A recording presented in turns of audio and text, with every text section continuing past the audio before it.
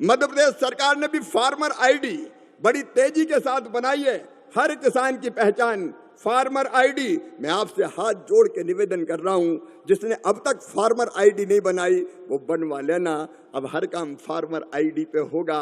Farmer ID का इतना फायदा कि बैंक में गए आप और फार्मर आईडी है तो कोई कागज का पेट नहीं भरना, न पटवारी के पास न तहसीलदार के पास, कोई के पास नहीं जाना। फार्मर आईडी रखोगे, सारी जमीन का विवरण उसमें होगा और 2 मिनट में लोन सैंक्शन हो जाएगा। फार्मर आईडी के माध्यम से हम सारी योजनाओं, जैसे खाद भी वितरित करना है, फार्मर आईडी है तो सीधे पता है रामलाल जमीन इतनी, अब जमीन इतनी तो खाद इतना। ये बहुत उपयोगी है और इसलिए फार्मर आईडी बनाने के काम में हम लगे हुए।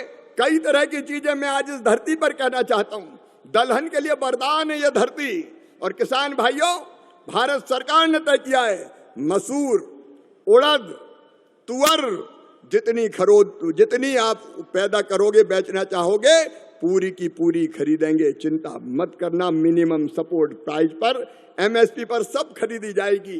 कई ऐसी चीजें की है, जैसे टमाटर बहुत पैदा होता है, टमाटर के प्रोसेसिंग की बात।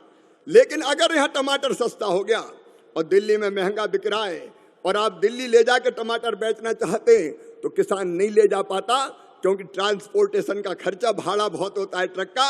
अब चिंता मत करना, हमने एक ऐसी योजना बनाई है कि अगर दिल्ली भी बेचने ले जाओगे राज्य सरकार की किसी एजेंसी के माध्यम से, तो ट्रक का भाड़ा किसान नहीं चुकाएगा, केंद्र सरकार चुकाने का काम करेगी, ताकि वहां अच्छे दाम पर वो बेच सके। फसल बीमा योजना में कई परिवर्तन कर रहे हैं। अगर हम जंगली जानवरों ने भी हमारी फसल में नुकसान किया तो वो भी फसल बीमा योजना में शामिल करने का काम किया जाएगा।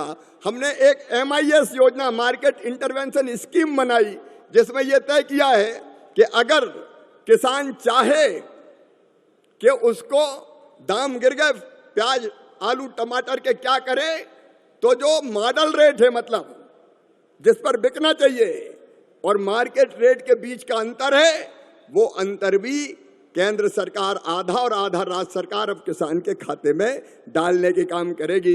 जगदीश जी, मैं आपको, मुख्यमंत्री मोहन यादव जी को भी बधाई देता हूं। भारत सरकार की जो योजना थी भावांतर भुगतान, मैंने शुरू की थी पहले मध्य प्रदेश में 17-18 में, लेकिन हमने सोयाबीन में, सरसों में मध्य प्रदेश से कहा कि हमको फिजिकल खरीद नहीं करनी, आप तो भाव का अंतर दे दो।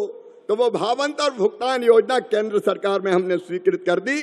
सोयाबीन में जो अंतर था, वो अंतर जितना था भारत सरकार ने 1100 करोड़ रुपया दिया है। और सरसों भी आप खरीदो, खरीदना नहीं है, किसान बेचे और भाव का अंतर हम देंगे, आप चिंता मत करना। तो केंद्र सरकार की सारी योजनाओं को यहाँ ढंग से लागू करने का काम भी करेंगे।